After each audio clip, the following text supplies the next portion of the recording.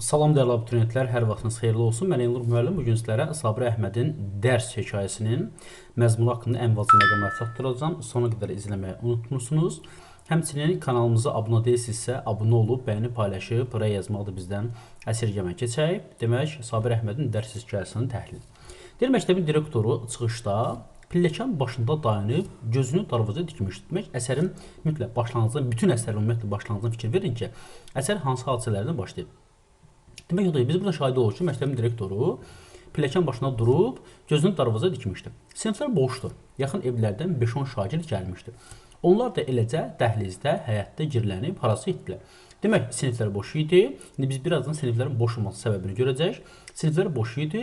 Yaxın evlərdən 5-10 şagird gəlmişdi. Onlar da bir qədər görünəndən sonra gözdən etdilər. İçəridə bir neçə müəllim vardı. Budur, ikisi də gəldi. Rəngli ruhları qaçmışdı. Orası aydındır. Niyə? Hər ikisi müəllim üst qapıdan gəldi. 10-15 dəqiqə qabaq orada Şərifzadə küçəsinin 2 prospekti ilə keçdiyi yerdən avtomat atışı qopmuşdu. Demək, biz iki demək küçənin prospektinin kəsişdiyini görürük. Şərifzadə küçəsi ilə 2 prospektinin kəsişdiyi yerdən avtomat atışı qopmuşdu. Nəqliyyat işləmirdi, avtobus yox idi. Deməli piyada gəlibdi. Demək, biz şahid oluruq ki, demək, bir neçə müəllim var idi, 2 müəllim də gəldi. Həmin müəllimlər piyada gəlmişdilər. Piyada gəlməklərin səbəbi o idi ki, Şərifzadə prospekti ilə Şərifzadə küçəsi Kiyev prospektində demək atışma olmuşdu və nəqliyyat işləmi demək bunlar piyada gəldi. Nə atışma idi? Direktor soruşdu. Direktor demək soruşur ki, nə atışma idi? Müəllimin dili dilavəri söylədi. Yəni ki, müəllim daha dilisi söylədi. Tankdan atırdılar. Tankın üstündə soldatlar vardı. Yerdə də atırdılar. Kimi atırdılar? Nə üçün atırdılar? Bilmək olur ki, bir Jiguli ötdü, onu vurdular. Yoxsa küçədə kimisə. Demək, biz burada baş verən hadisələri bir müəllimin dilindən nəql edildiyini görürük ki, direktor soruşur ki, nə atışma idi və cavab verir ki, tankın üstünə atırdılar, yerdə atırdılar, bir Jiguli keçdi, onu vurdular və s. Hara gəldi atırlar dedi. Bu biri müəllimə dedi. Yəni artıq dilli dilavərdən başqa o biri müəllimə də deyir ki, hara gəldi atırdılar. Heç ağlımıza gəlməzdi. Gündüzün gün ortasında da qudurmuşlar. Belə iş tutarlar.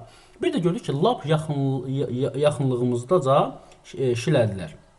Qaçıb bir də yaxındakı evin blokuna girmişik. Neçəsi dükandan mağazaya soxuldu. Xətər yetirmədi, vallah bilmədik. Ötüb getdilər. Biz də evdən arası ilə qorxa-qorxa gəlmişik. Lap quduzlaşıblar. Ağlı bozuna baxmadan atəş açırlar. Qurtarmadı, qırdılar, ürəkləri soymadı. Direktor çönüb getdi və sifariş göndərib məktəbə gətirdiyi müəllimlərin bu halla düşməyində özünü təqsirkar bilsə də üstünü vurmadı. Demək, o sifariş göndərmişdi ki, müəllimlərin hər birisi məktəbdə olsun və müəllimlərə sifariş göndərib məktəbə gətirməyini bir növ özünü təqsirkar bir damla üstünü vurmadı. Müəllimlər direktorun ardınca işlərə içəri keçdi. Direktor dərsə davamiyyət adı altında, yəni dırnaq arası adı altında bir ayaqüstü yığıncaq keçirəndə 2 rəfiqədən biri dilləndi. Nəqliyyat işləmir, yolda qarışıqdır. Belə halda körpə uşağı məktəbə gəlmək təhlükəlidir. Hələ atışma da gedir bəzi yerlərdə. Alatavada bərk atışma oldu. İkinci biz yerin Alatavanın adını eşidirik. Həm Alatava, həm Şərifzadə eyni zamanda Kiyev prospekti. Atışma olub.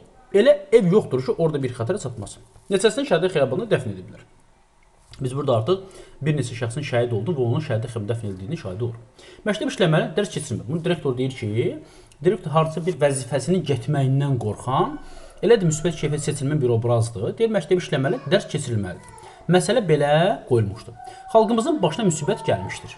Mən xalqın başına müsibət gəlmək haqqında məlumat Xalqımızın başına müsibət gəlmişdir. Haqsız yerə qan tökülmüşdür. Evlərdə yasdır. Lakin bu bizim ruhumuzu öldürməməlidir. Direktor deyir ki, bilirəm. Demək, xalqımıza qarşı müsibət var, haqsız yerə qan tökür. Amma bu bizim ruhumuzu öldürməməlidir. Hər kəs məktəbə gəlməlidir. Hamı bilirdi, komendant kəskin şərt qoymuşdu. Bütün maarif müəssisələri, uşaq bağçaları, körpələr evi işə başlamalıdır. Uşaqlar məktəbə gəlməli, bağçaya, körpə evinə verilməli idi. Valideynlərə, zavodlara, dəzgah arxası keçsinlər. Xəbərdarlıq edilmişdir.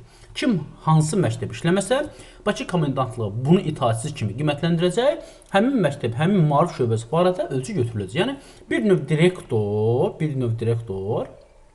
öz işinin getməyindən qorxaraq deyir ki, hər kəs məktəbdə olsun. Direktor müəllimlərdən rica etdi, yalvardı, qorxurdu. Vəzifədən çıxardarlar, partbiletini alarlar, buna görə qorxurdu. Ay yoldaş direktor, sən niyə əsirsən?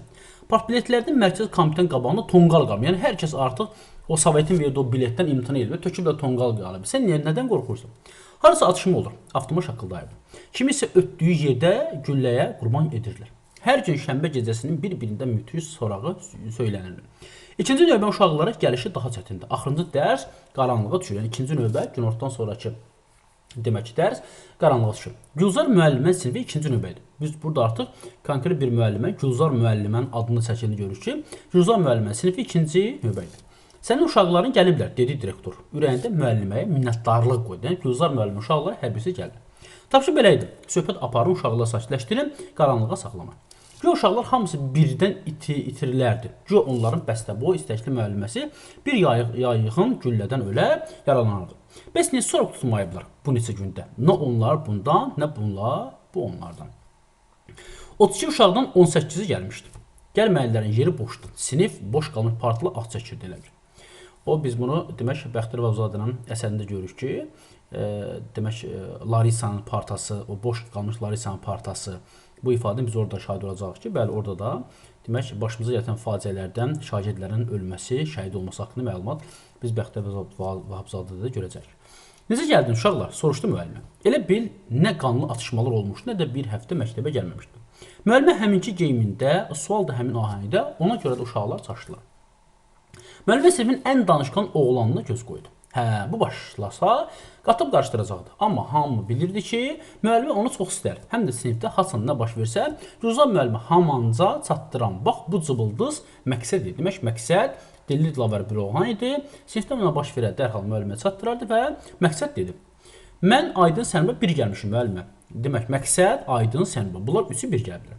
Sakitləşdirmişsin məhəllədə. Müəllimə, bizim qapının ağzında, lap ağzında bir tank dayanıb. Bəs sona niyə gəlmir? Müəllimə məqsədlə bir parta oturan qızı soruşdu. Kimsə dilləndi. Qəhərdənmi, qorxudanmı sinifə göz dolandırdı. Məqsəd dil dodağı tapmış halda tezə demək, məqsəd dedi. Onun müəllimə Sonanın qardaşı ölüb. Demək, Sonanın qardaşının şəhid olduğu xəbərini müəllimə təbii ki, məqsəd çatdırır. İlk partada təkcə əyləşmək Zivər soruşdu. Siz şəhərdə xiyabana getməmişsiniz müəllimə? Zivər artıq demək, məqsəd Sonanın qardaşının öldüyünü deyir. Zivər isə deyir ki, müəllimə, siz şəhərdə xiyabana getməmişsiniz? Sonanın qardaşı orada dəfn ediblər. Şəkli də qəbrin üstündə. Bundan sonra hamı susdu. Müəllimənin indi ağlına gəldi. Onun uşaqlarının əgər yaxın bir kəsi həlak olmuşdusa, bir dəqiqə sükutla ayağa qalxıb dayana edirlər. Bax, bu düz olardı.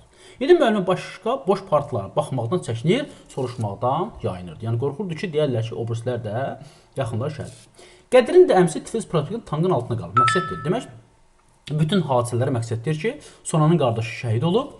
Qədirin əmsi Tiflis prospektində tankın altında qalıb. Eyni zamanda Zivər də soruşur ki, müəllimə, siz şəhərdə xəbərdə olmamısınız? Geri qandırılıb arxasındakı boş partaya vurdu əlini. Uşaqlar baxdılar müəlliməyə, müəllimə qaldı nə desin.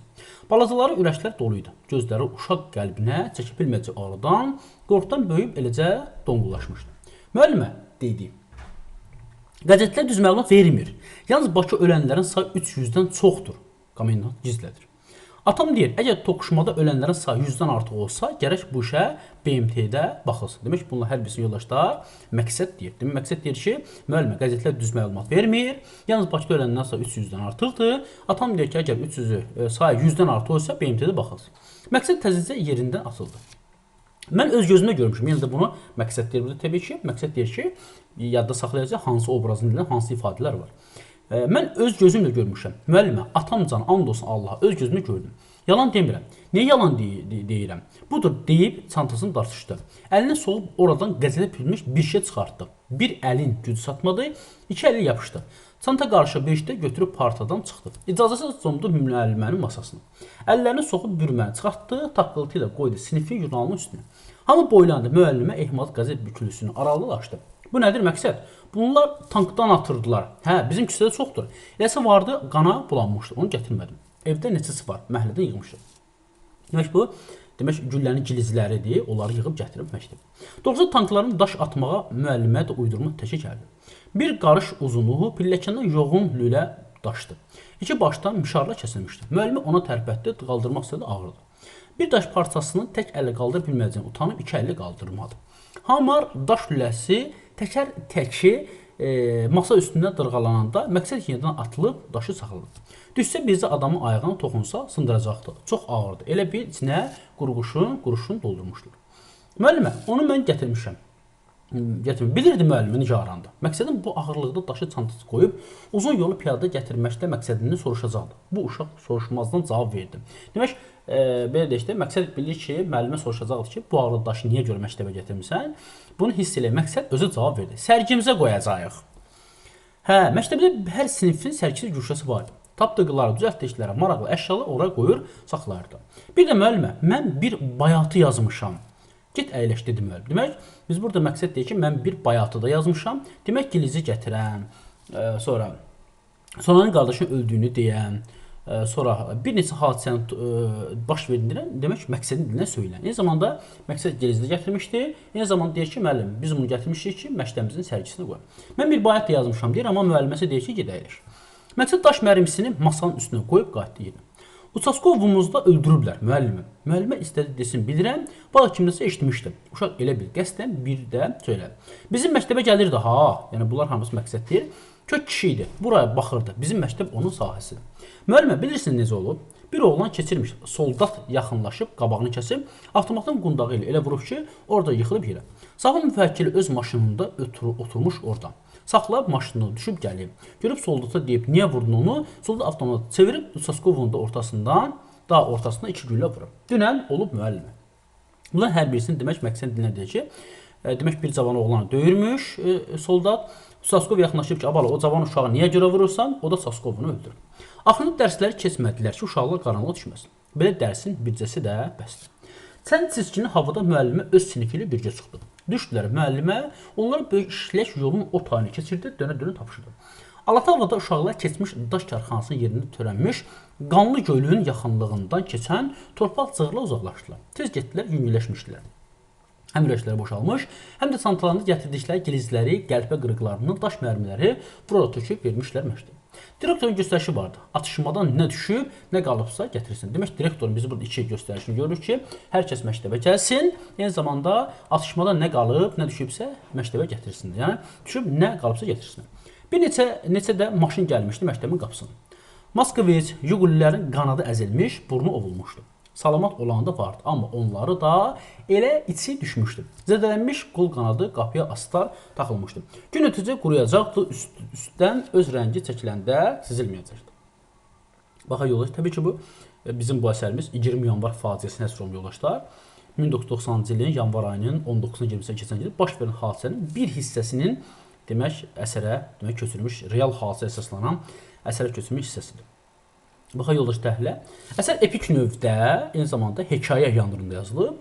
Hər hadisənin təsvirində təhkiyədən istifadə olunub. Əsər 20 yanvar faciəsinə qeyd etdiyimiz kimi təsvir olunub. Əsər 20-ci əsrin əvvəllərində vətənimizin başına gələn faciə hadisəni bəhs olunub. Əsərdə mənəvi birlik ideyası təsvir olunur. Əsər real döyüş səhnələri təsvir olunmur, real döyüş səhnələri yoxdur. Dəhşət hadisədə Bakıda ölən təxmini sayı 300 nəfər açıqlanır. Qorxulu gecədən bir neçə gün keçsə də atışma davam edirdi. Əsər Ermənistan-Azərbaycan münaqişəsinə həsr olunmur, çünki 20 yanvar faciəsinə həsr olunub Sovetin Azərbaycanda Bakıda törətdiyi qırğınla. Direktor müəllimlərin qorxmasından özünü günahkar bilsə də bunu hiss etdirmək istəmirdi. Müəllimlərin biri direktora irad tutaraq belə təhlükəli bir vaxtda uşaqların məktəbə gəlməsinin təhlükəli olduğunu deyir. Amma direktor deyir ki, tapşırıq var, hər kəs məktəbdə olmalı. Komendant kəskin şərt qoymuşdu. Bütün maarif müəssisələri, uşaq bağçaları, körpələri işə başlamalıdır. Direktor müəllimlərdən rica edib yalvardı, qorxdu ki, vəzifədən çıxararlar, park biletini alarlar. Sonanın qardaşının, Qədirin əmisinin, Uçaskovun şəhid olmasına Gülzar müəlliməyə demək məqsəd deyil, diqqətli olacaq. Park biletin yandırılması elə həmin dövrdə rejimə qarşı etiraz kimi də dəyərləndirmək olar. Hər kəs park biletin, o Sovetin verdiyi park biletin demək töküb yandırırdı. Bax, bu da belə. Demək, dəyərli yoldaşlar, biz Zeynala demək dərs hekayəsinin üzr istəyirəm, təhlilinə baxdıq. Diqqətinizə görə təşəkkür edirəm. İnşallah növbəti videoda görüşəcək. Minnətdarım.